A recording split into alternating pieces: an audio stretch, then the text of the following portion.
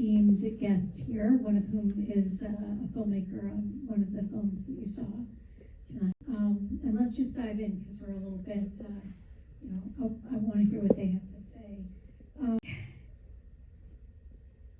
Storytelling has power, and we've just seen some films that are pretty impactful and hard hitting, and maybe bring up subjects that are taboo and hard sometimes to hear.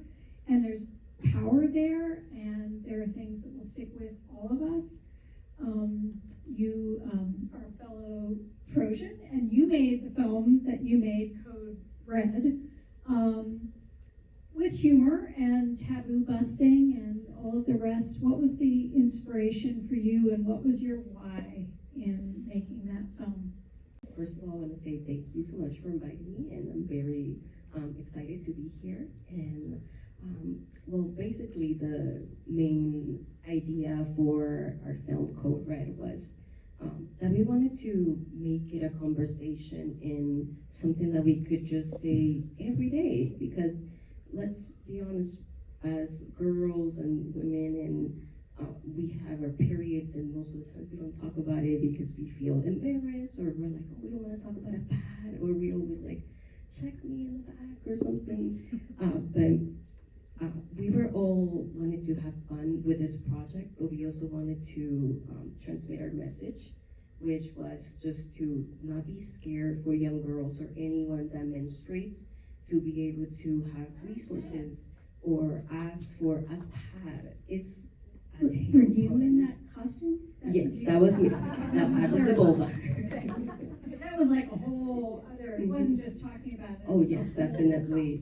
That was the whole integrated in there. We were like, we wanted to make it like something that grabbed the attention of people. Mainly because we were doing on-street interviews, and that definitely did the trick. Yeah, like they were there, what, or yes. It's sort of instantaneous, like. Oh yes, they were like following us at some point. They were like, what are you guys doing? And we were like, oh, do you want to be part of it? And that's honestly how we got a lot of the interviews.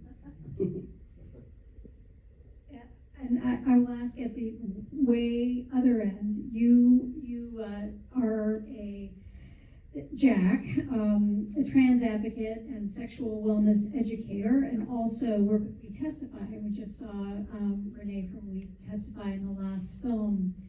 So, whose stories get told, how stories get told, the importance of storytelling. Where do I begin?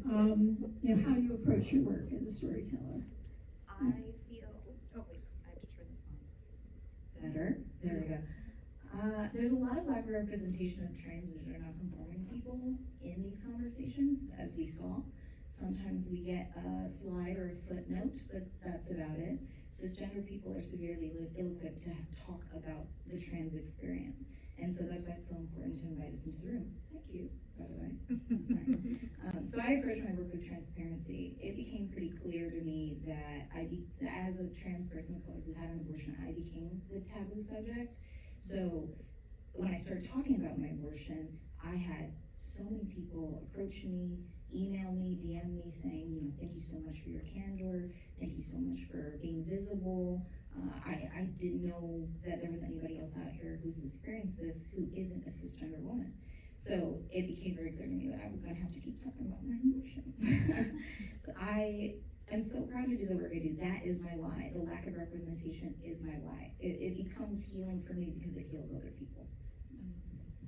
Thank you for that. Thank you for that. I mean, I think about the importance of the importance of taboo busting, but also just continuing to expand the conversation. And I have a non-binary kid, and I think about just navigating period products and being in the bathroom and whose bathroom they're in and all that stuff. And it's very tricky sometimes, and we just have to talk about it. We just have to put a light on it and talk about it and bring everybody into the conversation. We've also had films from a global perspective here, obviously, that are incredibly important, and we're lifting all tides by having these conversations that impact all of us. but bringing it very close to home to Los Angeles. Gabrielle, love to hear from you about your work with Black Women for Wellness. And, what are the current challenges right now affecting Black mothers and birthing people here in Los Angeles? And, why is it important to elevate Black mothers and birthing people's voices, stories, and Thank you, and thank you so much for having me. First, I would like to speak to Black Women for Wellness, which is the organization that I work for. We are a nonprofit reproductive justice organization based in Leimert Park in South LA. We are committed to improving the overall health status of Black women and girls, and we do so through health education, self-empowerment, and advocacy. I specifically lead our maternal and infant health program, and so I use programming and policy to bring attention to the disproportionate rates of Black maternal and infant mortality in LA County. Currently in the state of California, Black women are 3 to 4 times more likely to die from pregnancy-related complications compared to white women. And we attribute that to systemic racism, implicit bias, and a trend that we are noticing is the closure of maternity care centers throughout the nation, but specifically in LA County. And so I would love to speak to the work that we're doing to sort of combat implicit bias. Part of my work is to work to empower women so that they're informed and that they can make decisions in regard to their birthing experience and birthing journey. So I'm hosting programs in the community. I've hosted birthing rights workshops, connecting Black mothers and Black birthing people in LA County, connecting them with legal aid and legal advocates who can help support them so that folks are really understanding the rights that they have, right? But speaking to policy, currently I am leading the work on a piece of legislation, Assembly Bill 2319, which is called the Strengthening the California Dignity in Pregnancy and Childbirth Act. Right now we are working to hold healthcare providers and facilities accountable. There's currently a law in place that requires that providers in the state of California, they are required to take an implicit bias training every 2 years. And upon an investigation that the Department of Justice conducted, they found that 80% of providers and facilities in the state of California were not compliant in taking that implicit bias training. And so AB 2319 is working to, it'll work as a cleanup bill, and it'll work to hold healthcare providers and facilities accountable via fines, via enforcement, regulation, and all of those things to ensure that providers are taking implicit bias training, but they're taking it seriously.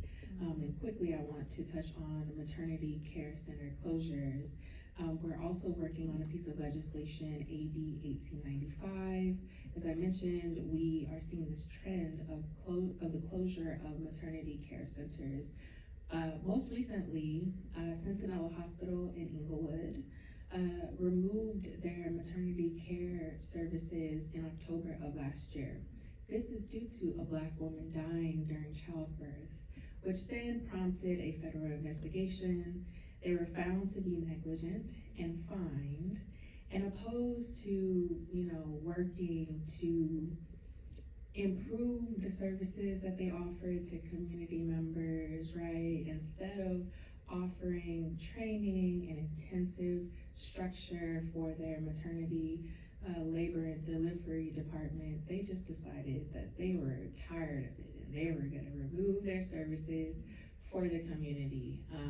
A community that already is experiencing these high rates of maternal mortality, various health disparities, and now someone who is living in the Inglewood area and wants to access maternity care services, they have to go at least 10 miles away to access care. We live in LA, right? So you can imagine how long that will take, and imagine someone who doesn't have access to reliable transportation.